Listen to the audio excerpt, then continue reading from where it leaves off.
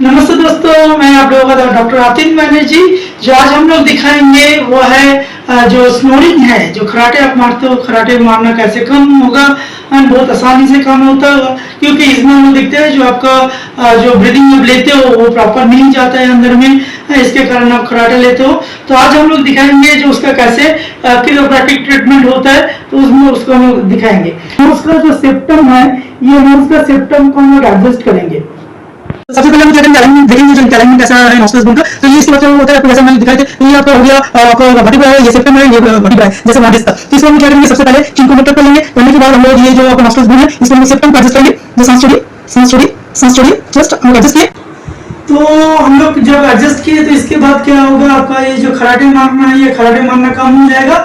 Audition के लिए मेरा वीडियो अब लाइक करो, शेयर करो और सब्सक्राइब करना ना भूले। तो बहुत बहुत धन्यवाद ये वीडियो देखने के लिए। Thank you very much.